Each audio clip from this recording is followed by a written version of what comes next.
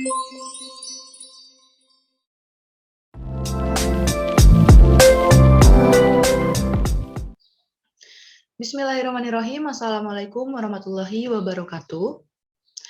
Alhamdulillahirrabbilalamin. Wassalatu wassalamu ala asyrafil anbiya'i wal mursalin. Wa ala alihi wa sahbihi ajmain amma ba'du. Selamat pagi kepada teman-teman semua. Alhamdulillah pada kesempatan kali ini kita masih bisa berkumpul di ruang Zoom untuk mendiskusikan sebuah topik yaitu mengenai bipolar disorder. Sebelumnya saya ingin mengucapkan terima kasih kepada teman-teman semua karena sudah berpartisipasi pada kegiatan diskusi kali ini dan sudah mempersilahkan saya untuk menyampaikan materi atau menyampaikan ilmu yang baru saya dapat.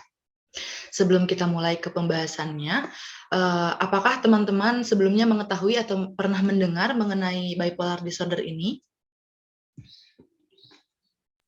Nah, baik.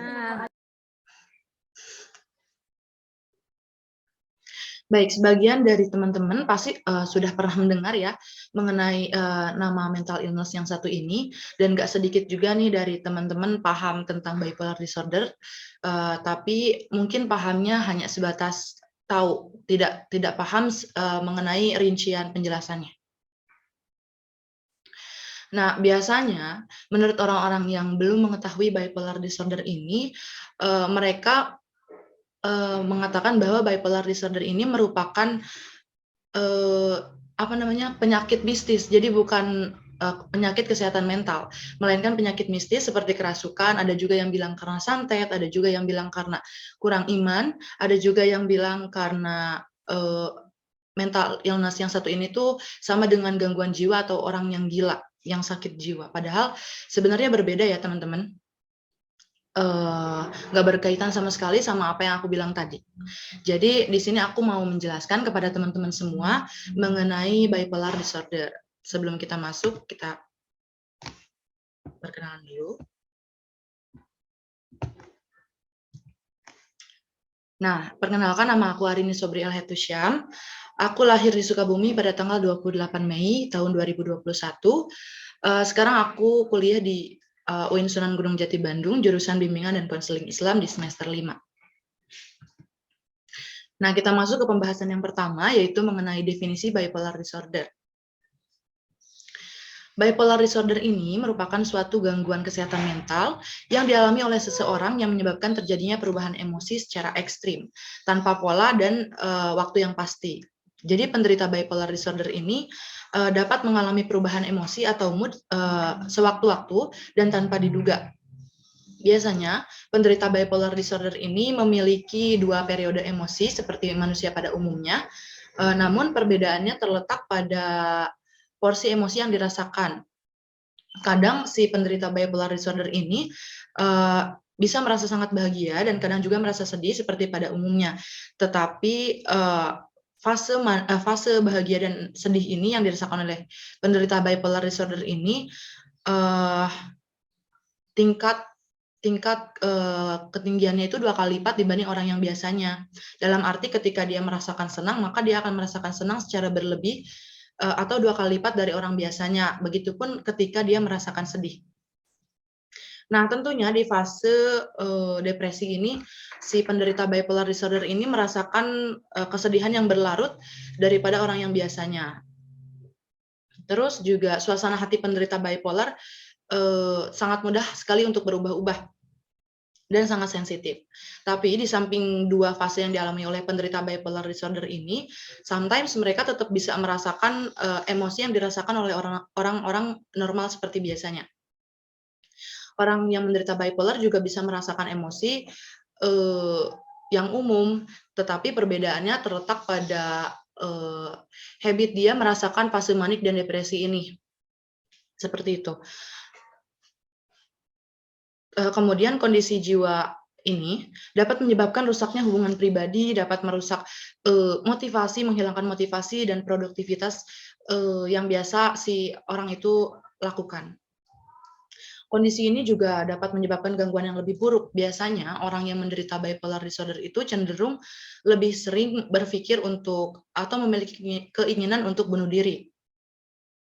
Oleh karena itu, orang-orang yang menderita bipolar disorder sangat disarankan sekali untuk menghubungi bantuan medis atau konselor ataupun juga seorang psikolog saat mengalami perubahan mood yang signifikan. Nah, gangguan bipolar ini merupakan salah satu jenis mental illness yang umum terjadi. Menurut data WHO menyebutkan bahwa sebanyak 45 juta jiwa di dunia menderita penyakit ini dengan tipe-tipe bipolar yang berbeda-beda. Nah, bipolar disorder pun seringkali muncul pada masa akhir remaja atau masa awal dewasa. Setidaknya setengah dari keseluruhan kasus gangguan bipolar, biasanya si bipolar ini bisa menyerang manusia di bawah 25 tahun. Meski demikian, tidak menutup kemungkinan kondisi ini juga dapat ditemukan pada anak-anak dan orang dewasa. Nah, yang kedua yaitu tentang ciri-ciri terjadinya bipolar disorder. Di sini ada beberapa ciri-ciri, teman-teman. Ciri-ciri seseorang itu mengidap bipolar disorder, tapi perlu diingat bahwa ciri-ciri ini hanya sebagai referensi atau pengetahuan kita saja, bukan untuk self-diagnose atau mengdiagnosis diri sendiri.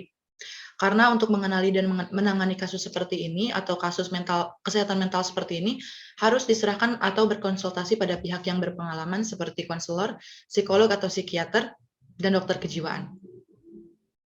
Biasanya seseorang yang mengidap bipolar disorder ini akan mengalami perasaan emosional yang hebat dan terjadi pada suatu periode tertentu atau dikenal dengan emosi mood atau dikenal sebagai episode mood. Nah, biasanya setiap episode mood ini menunjukkan perubahan yang sangat drastis, teman-teman, dari suasana hati dan perilaku normal seperti biasanya. Nah, apa saja sih ciri-cirinya? Yang pertama ini ada mudah merasa sedih, tapi juga merasa sangat tertekan dan hilang harapan. Ini yang dimaksud dengan fase depresi tadi, yang mendalam di mana penderita akan merasakan kesedihan yang mendalam dan merasa mendapat tekanan yang berat, sehingga ia tidak bisa mengatasi atau mengendalikan kesedihan yang dirasakannya. Yang kedua yaitu terjadinya perubahan mood secara tiba-tiba dan tanpa penyebab. Ini bisa disebut juga dengan mood swing ya teman-teman. Jadi penderita bipolar disorder ini biasanya moodnya ini bisa berubah-ubah dengan sangat cepat, bahkan dengan jangka waktu yang terbilang singkat. Yang ketiga yaitu ada di sini ada waktu tidur tidak teratur, dalam arti kesulitan untuk tidur atau bahkan terlalu sering tertidur, juga perubahan berat badan dan nafsu makan. Ini biasanya terjadi karena hilangnya rasa atau keinginan untuk melakukan aktivitas sehari-hari akibat tekanan dan kesedihan yang dirasakan. Menjadi sering tidur juga merupakan salah satu gejalanya karena ia merasa bahwa dengan tidur permasalahan, tekanan dan kesedihan yang dirasakan akan segera menghilang. Padahal sebenarnya enggak ya teman-teman, dengan cara tidur yang dengan jangka waktu yang lama itu cuma bisa bikin permasalahan itu meredam sejenak, tapi tidak dengan pada saat dia sudah bangun. Yang keempat yaitu mudah merasa sangat bahagia, namun juga diiringi dengan rasa atau energi yang melonjak dan rasa percaya diri yang sangat tinggi. Ini terjadi pada saat fase manik terjadi. Tidak jarang ketika si penderita bipolar disorder ini sedang mengalami fase manik, dia akan merasa sangat bersemangat dan merasa memiliki energi tubuh yang tidak ada habisnya. Bahkan melakukan banyak sekali aktivitas hingga melupakan waktu untuk makan dan beristirahat atau tidur. Biasanya teman-teman ketika si penderita bipolar ini berada pada fase manik, dia bisa melakukan sesuatu yang dia suka atau membuat dia bahagia dengan terus-menerus dan jangka waktu panjang. Bisa sampai nggak tidur, nggak makan. Jadi mereka nggak ingat sama sekali kalau mereka butuh tidur dan butuh makan. Jadi mereka cuma fokus terhadap kegiatan atau aktivitas yang membuat dia bersemangat dan senang. Nah, yang kelima ada sering berpikir untuk bunuh diri. Ini terjadi ketika si penderita ini sedang berada pada fase depresi dan berpikir bahwa dengan mengakhiri hidup ini bisa membuat si tekanan atau permasalahan yang ia rasakan akan hilang dan selesai gitu. Dari sini kita tahu bahwa sebenarnya teman-teman orang yang melakukan atau yang berpikiran untuk bunuh diri itu sebenarnya bukan untuk cari perhatian, karena kebanyakan orang kan mengatakan bahwa orang yang ingin bunuh diri itu kan kayak caper atau pengen diperhatiin. Sebenarnya enggak ya teman-teman, kita bisa melihat di kacamata atau sisi yang berbeda gitu. Sebenarnya tujuan mereka untuk pengen bunuh diri itu ya karena mereka tuh pengen menghilangkan perasaan sedih yang mereka rasa. Bukan bukan menghilangkan nyawanya sebenarnya teman-teman. Mereka tuh sebenarnya cuma pengen menghilangkan permasalahannya, tapi mereka tidak bisa mengendalikan emosinya dan tidak bisa berpikir secara jernih. Jadi mereka berpikir untuk bunuh diri. Namun bagaimanapun tindakan ini sangat dilarang karena bukan keputusan yang bijak dan tidak diperbolehkan dalam agama juga. Nah, kemudian yang keenamnya yaitu terus-terusan merasa bersalah, tidak berguna atau tidak layak. Nah, perasaan ini terjadi karena emosi yang dirasakan tidak stabil dan tidak berpikir secara jernih, akibatnya pemikiran yang bersifat negatif yang bermunculan dan menutupi si pemikiran-pemikiran yang positif sebelumnya. Yang ketujuh ini merasa agresif dan konfrontasional. Ini seperti poin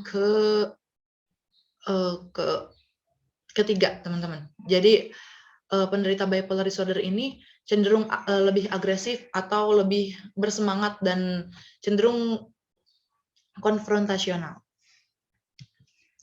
Nah, yang ketiga ada penyebab terjadinya atau mengidapnya seseorang gangguan bipolar disorder ini.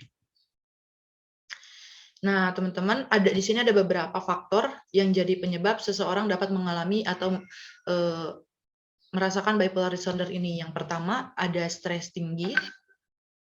Pada periode stres ini, ada kecenderungan seseorang tidak dapat menggunakan otak atau logikanya dengan baik dan benar. Pada periode ini, banyak sekali orang yang melakukan hal-hal yang tidak baik bagi kesehatannya sebagai pelarian. Misalnya minuman alkohol, memakai obatan terlarang, hingga berpikir yang tadi yang bunuh diri itu. Yang kedua, yaitu anggota keluarga dengan gangguan mental. Nah, jika seseorang memiliki anggota keluarga yang menderita bipolar disorder maupun kondisi gangguan mental lainnya, maka kemungkinan besar si orang tersebut juga bisa mengalami bipolar disorder atau gangguan mental yang sama seperti anggota yang sebelumnya mengalami penyakit kesehatan mental. Yang ketiga yaitu kesedihan mendalam. Resiko seseorang terkena bipolar juga disebabkan karena sedang mengalami kesedihan yang sangat mendalam karena misalnya karena kematian seseorang, kemudian atau merasa kehilangan sesuatu, itu bisa menjadi salah satu faktor pemicu terjadinya si bipolar disorder ini. Nah, biasanya orang yang menderita bipolar ini, rasa sedihnya ini tidak bisa dia kendalikan, sehingga si rasa sedihnya ini mengelabui diri dia. Jadi dia nggak bisa ngontrol diri dia, akhirnya timbullah si gejala bipolar disorder ini. Yang keempat yaitu kondisi otak. Kondisi otak dapat mengalami berbagai perubahan fisik yang dapat mempengaruhi tingkat bahan kimia yang ada di dalam otak. Cairan-cairan kimia seperti norepinefrin, dopamine, dan serotonin itu pada otak si penderita bipolar ini berada dalam kondisi yang tidak seimbang sehingga membuat kondisi emosi seseorang tidak stabil atau moodnya menjadi cenderung berubah-ubah. Yang kelima yaitu faktor genetik. Bila salah satu orang tua mengidap gangguan bipolar, maka resiko mewariskannya kepada si keturunan atau anaknya sebesar 15-30%, teman-teman.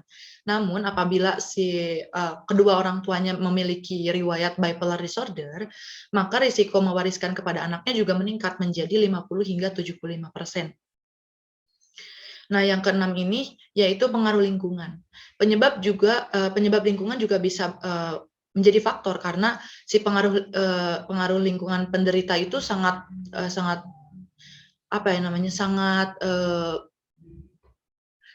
menimbulkan menimbulkan ke-distract atau ke-triggeran.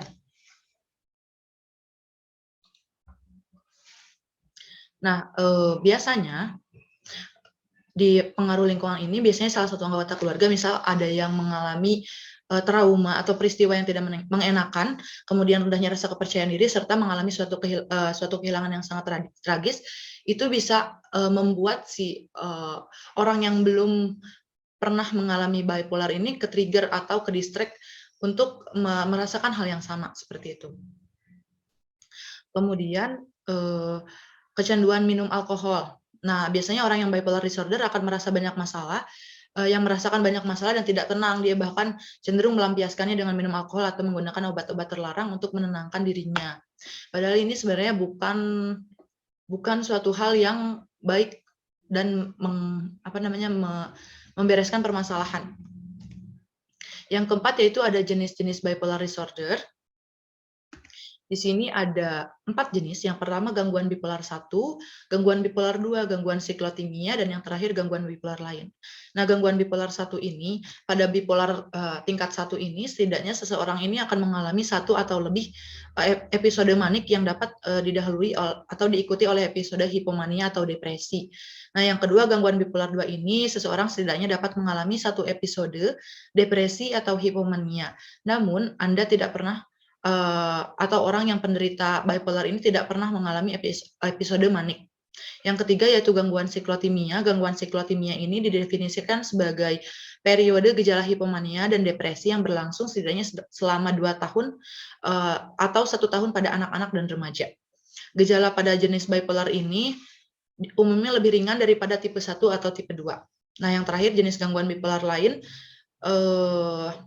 jenis ini umumnya mengalami periode mood atau kondisi emosi yang abnormal secara signifikan, misalnya tapi tidak memenuhi kriteria bipolar 1 atau 2 atau siklotimia. Jadi misalnya bipolar dan gangguan lain yang disebabkan oleh obat-obatan tertentu seperti alkohol atau karena kondisi medis seperti penyakit Cushing, multiple sklerosis atau stroke. Kemudian yang kelima ada tahapan diagnosis bipolar disorder. Yang pertama ada tes atau pemeriksaan fisik, kedua tes laboratorium, ketiga psikologis, dan yang terakhir penggambaran mood. Nah, beberapa tes umum ini biasanya dilakukan dokter atau psikiater untuk membantu atau membuat diagnosis gangguan bipolar. Nah, tes atau pemeriksaan fisik ini akan membantu mengetahui penyebab terjadinya gejala bipolar ini. Kemudian tes laboratorium ini sama seperti pemeriksaan fisik. Tes ini seperti tes darah terkadang dibutuhkan untuk menyampingkan kondisi medis lain yang memungkinkan terjadi akibat penyebab gejalanya.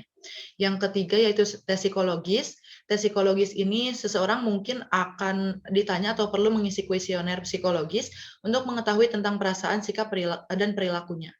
Dan yang terakhir yaitu penggambaran mood. Ini seseorang mungkin akan diminta oleh si psikiater untuk membuat catatan di buku harian tentang pola tidur, mood, dan tingkah laku untuk membantu menentukan diagnosisnya.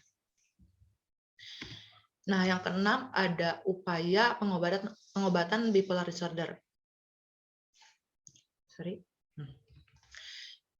Tapi perlu diingat ternyata gangguan kesehatan mental apapun itu termasuk dalam bipolar itu nggak bisa sembuh ya teman-teman, tapi bisa diminimalisir atau dikontrol agar si emosinya itu tetap stabil. Nah, di sini ada beberapa upaya untuk pengobatan. Yang pertama ada konsultasi, ada terapi dengan obat-obatan, perawatan di rumah sakit, serta psikoterapi. Nah, konsultasi ini pengidap bipolar ini mungkin akan perlu melakukan konsultasi atau konseling untuk membicarakan kondisi yang ia rasakan dan bagaimana cara melewati episode emosi yang dialaminya. Bisa dengan cara mendatangi komunitas yang biasa menjadi tempat konsultasi para pengidap bipolar ataupun bisa mendatangi psikiater, psikolog, maupun dokter kejiwaan setempat. Yang kedua, dengan terapi dengan obat-obatan, pasien dianjurkan untuk terlebih dahulu berkonsultasi sebelumnya dengan dokter. Sebelum menggunakan obat-obatan, dokter dapat menganjurkan resep obat untuk menstabilkan si mood si penderita bipolar ini. Obat-obatnya ini biasanya dapat membantu si pasien mengurangi gejala yang dialami. Nah, obat-obat yang diberikan biasanya terdiri dari seperti antidepresan, penstabil mood, antipsikotik, dan obat anti stres. Pengidap bipolar juga mungkin harus mengkonsumsi obat yang diresepkan dengan jangka waktu yang lama untuk mencegah suatu episode depresi yang dapat menyebabkan bunuh diri. Jadi teman-teman, untuk terapi obat-obatan ini dilakukan ketika konsultasi sudah dilakukan dan dirasa tidak ada perubahan atau jalan keluar. Yang ketiga yaitu perawatan di rumah sakit. Ada baiknya jika pengidap bipolar sudah memasuki pada fase yang parah, biasanya dia diharuskan untuk dirawat atau memiliki perawatan di rumah sakit untuk pengawasan yang berkala. Perawatan tersebut khususnya terjadi apabila si pengidap ini mengalami tanda-tanda ingin melakukan bunuh diri. Pada level ini, pengidap bisa saja melukai dirinya, bahkan bisa melukai orang lain. Jadi lebih baik untuk selalu didiskusikan kepada setiap keluhan yang dirasakan terhadap psikiater masing-masing. Nah, yang terakhir yaitu psikoterapi. terhadap beberapa metode psikoterapi yang dapat digunakan dalam meredakan gejala gangguan bipolar. Untuk menentukan metode yang tepat, pasien ini dianjurkan untuk berkonsultasi terlebih dahulu dengan dokter kejiwaan setempat. Nah, di sini ada mental health, ada sebuah quotes ya teman-teman. Mental health needs a great deal of attention. It's the final taboo and it needs to be faced and dealt with. Someone famous. Ini artinya yang dibutuhkan kesehatan mental adalah lebih banyak sinar matahari, lebih banyak keterbukaan, dan lebih banyak percakapan tanpa malu. Jadi teman-teman sebenarnya untuk penyakit mental ini, termasuk bipolar disorder ini menjadi, kalau di Indonesia ini masih menjadi hal yang tabu. Dan menjadi hal yang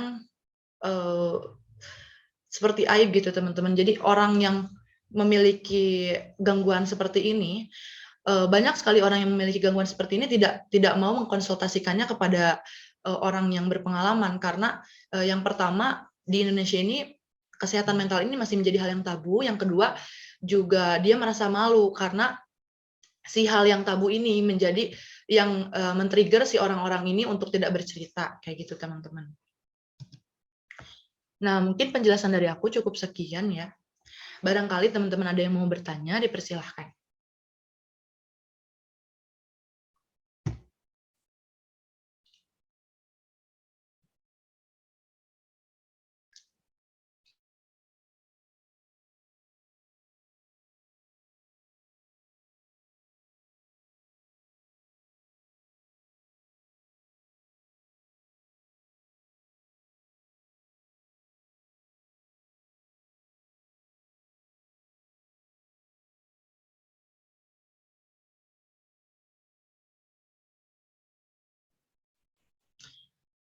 Oh iya, di sini.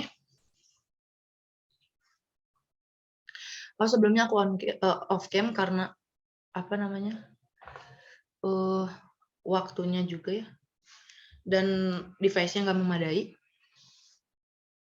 Jadi kita lanjut ke room selanjutnya. Baik teman-teman semua, mungkin materi atau ilmu yang aku sampaikan cukup sampai situ. Sebelum kita tutup kegiatan diskusi kali ini, barangkali teman-teman ada yang mau bertanya, dipersilahkan untuk bertanya.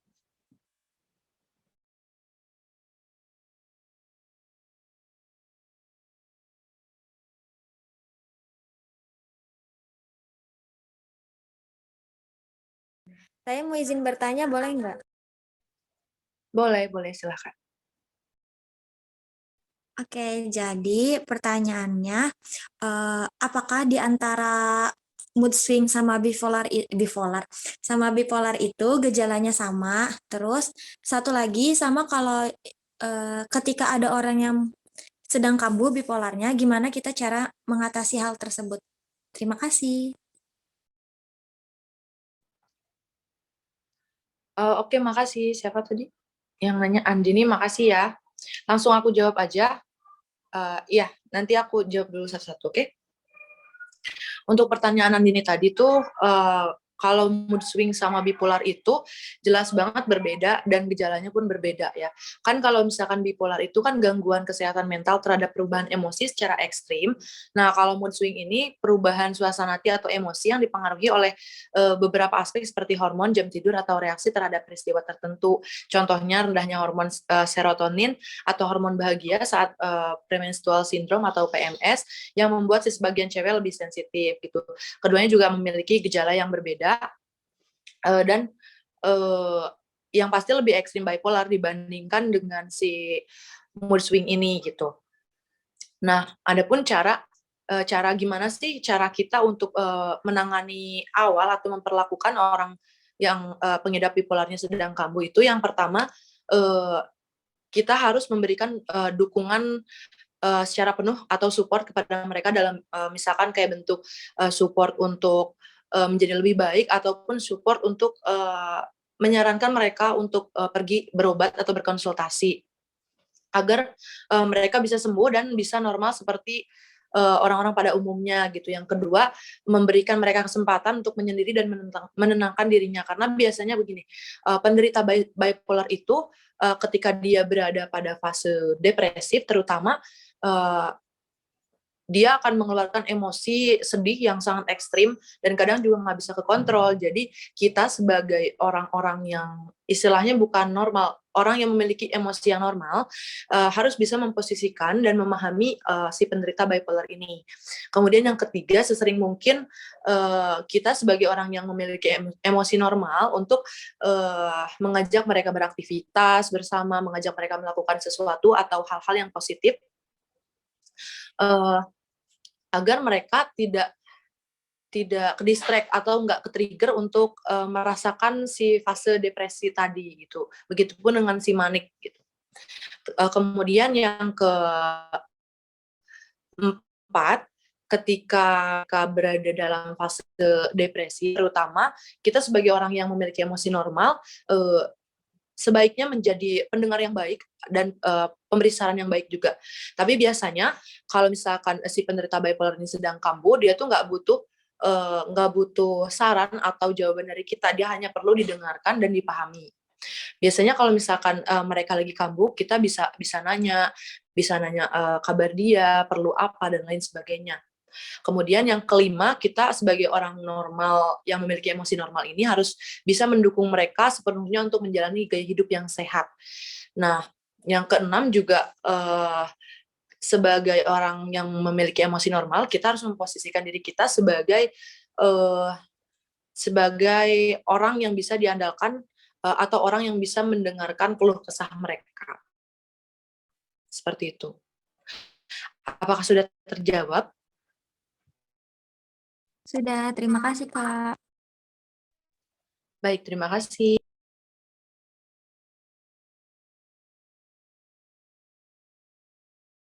Dipersilakan kepada Puput yang izin bertanya.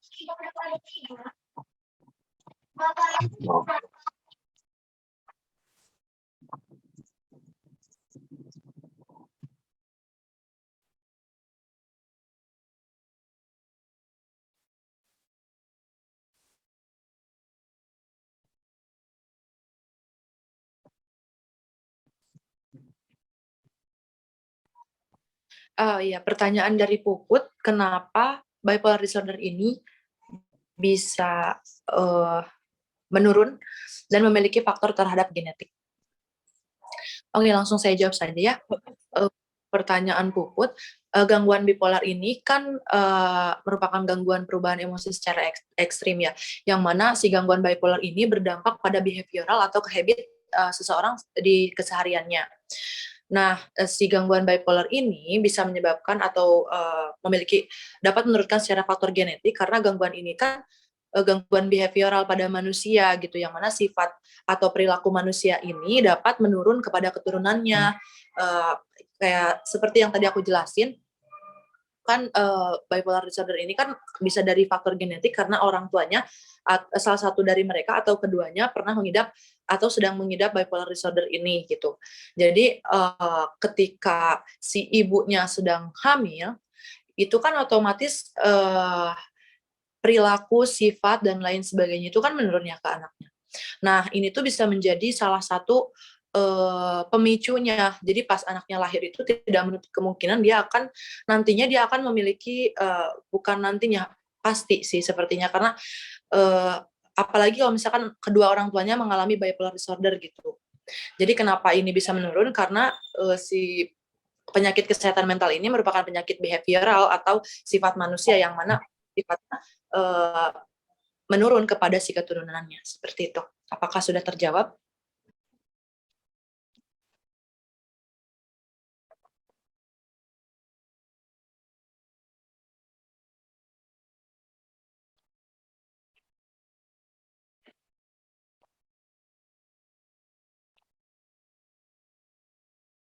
Kepada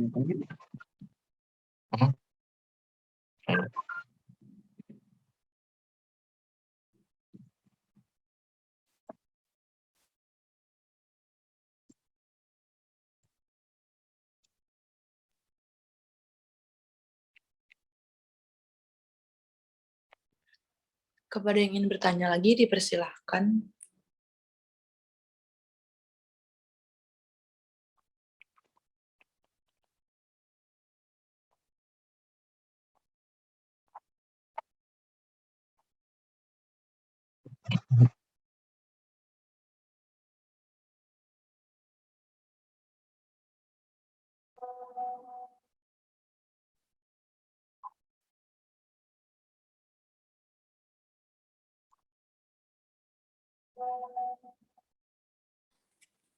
Saya mau nanya, boleh? Boleh, dipersilahkan, Bunda. Iya, jadi dari pemaparan Teteh yang tadi Teteh bilang gitu ya, aku tuh kayak punya pertanyaan gini, misalkan ada 2 kasus gitu ya. Satu kasusnya ini si orangnya ini tuh kayak sebenarnya tuh dia bipolar, tapi dia nggak ngerasa dia tuh bipolar gitu. Nah, satu kasus lagi sebenarnya dia nih nggak bipolar, tapi yang kayak Teteh jelasin tadi kayak apa Teh tadi? Self diagnosa ya. Nah, itu tuh ngebedainnya gimana? Kan ada tuh yang kayak orang tuh suka bilang kayak, ih gue nih bipolar, bipolar, bipolar. Padahal mah sebenarnya enggak gitu teh. Nah, itu teh ngebedainnya gimana sama yang emang the real bipolar, tapi dia nggak merasa dia bipolar gitu teh. Terima kasih. Baik, terima kasih Dinda pertanyaannya. Akan saya langsung jawab ya. Jadi gini teman-teman, setiap orang itu kan punya insting. Insting, insting untuk sesuatu, insting untuk mengenali sesuatu gitu ya. Nah, tadi itu kan pertanyaannya gimana sih cara bedain self diagnose dan tidak. Sebenarnya teman-teman, self diagnose itu memang tidak diperbolehkan. Memang tidak diperbolehkan karena akibatnya fatal, apalagi kalau menyangkut dengan penyakit bipolar disorder ini. Kan ada obatnya juga ya teman-teman, jadi nggak boleh self diagnose. Cuman sebelum orang itu sebelum orang itu ada keinginan untuk berkonsultasi dengan konselor, pasti dia kan akan tepatnya bukan self diagnose tapi merasakan perasaan emosi yang normal di dalam tubuhnya seperti itu. Kayak misalkan apalagi kan kalau cewek kan kadang mood swing kayak mood swing, terus gampang marah dan lain sebagainya itu memang umumnya memang normal teman-teman, karena semua manusia kan punya perasaan emosi, sedih, senang dan lain sebagainya gitu ya. Cuman dari persepsi manusia tersendiri itu mereka memiliki insting bahwa apakah si perasaan mood swing ini masih di batas wajar atau tidak gitu. Nah, mereka juga pasti punya insting untuk memikirkan dan berpendapat bahwa ada yang nggak beres nih dalam diri saya. Nah, itu tuh termasuk dari faktor dorongan dari si insting manusia ini, teman-teman. Jadi mereka bisa membedakan secara tidak sadar, mereka bisa membedakan bahwa ada yang tidak beres di dalam dirinya atau tidak, seperti itu. Mungkin seperti itu, apakah terjawab? Oh iya, untuk untuk self diagnose tersendiri itu jadi sebelum kita berkonsultasi itu pasti semua orang yang memiliki gejala tersebut akan mengakumulasikan behavioral dia setiap harinya, kayak misalkan hari ini dia kayak sedih tapi dia berlarut atau dan lain sebagainya. Misalkan hari kedua rasa sedih itu hilang, kemudian hari ketiga kadang muncul lagi, atau hari keempat dan hari-hari seterusnya seperti itu. Dan sedangkan untuk bipolar disorder ini juga jangka dari fase manik dan depresi itu cukup lama dan waktunya juga dalam waktu yang cukup lama juga gitu. Jadi dari situ si manusia ini bisa membedakan apakah ini benar-benar bipolar atau tidak, kayak gitu. Apakah terjawab?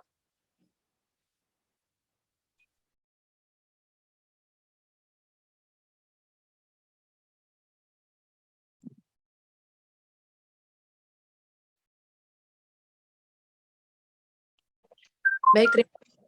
Dipersilakan, apa ada yang ingin bertanya kembali?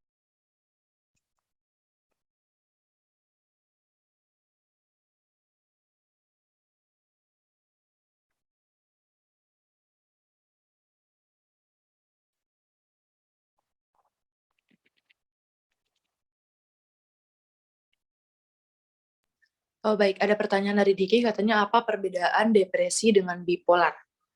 Nah teman-teman, izin menjawab ya, depresi dan bipolar itu dua hal yang berbeda, karena istilah depresi itu disebut dengan unipolar depression, sedangkan si bipolar ini bisa disebut dengan bipolar disorder. Nah, depresi ini kan merupakan sebuah gangguan kejiwaan yang membuat seseorang merasa sedih secara berkelanjutan saja. Jadi konteksnya depresi itu adalah sebuah gangguan yang membuat perasaan seseorang tuh sedih. Jadi hanya berputar atau berkutik di perasaan kesedihan. Sedangkan kalau misalkan bipolar itu kan gangguan kejiwaan terhadap perubahan emosi yang ekstrim, baik emosi sedih maupun emosi senang, yang mana tadi yang seperti yang aku jelaskan bahwa si emosi ini memiliki tekanan atau tingkatan 2 kali lipat dibanding dengan orang normal pada biasanya gitu. Kemudian juga keduanya juga memiliki gejala yang berbeda dan obat yang berbeda tentunya, karena nanti kalau misalkan si depresi berkelanjutan ini itu bisa masuk ke bipolar juga teman-teman. Jadi si depresi ini merupakan salah satu pemicu terjadinya bipolar, sedangkan di dalam depresi tidak ada bipolar karena si depresi ini satu cakupan dengan bipolar gitu memang, tapi memang dari gejala dan pengertiannya begitu. Apakah sudah terjawab? Senja.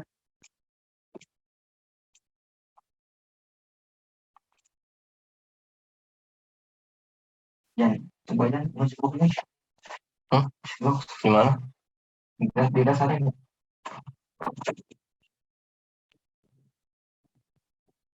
Ini kan.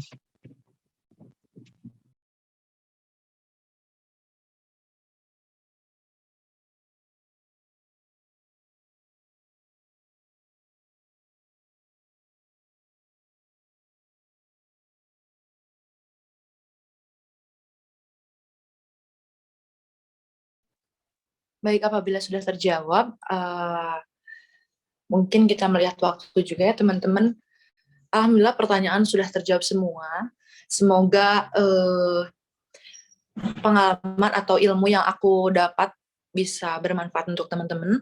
Terima kasih kepada teman-teman semua yang sudah berkenan untuk hadir di kegiatan diskusi kali ini. Mohon maaf apabila ada kesalahan selama kegiatan diskusi karena kesempurnaan hanya milik Allah. Terima kasih atas perhatiannya. Wassalamualaikum warahmatullahi wabarakatuh. Waalaikumsalam. Waalaikumsalam warahmatullahi wabarakatuh.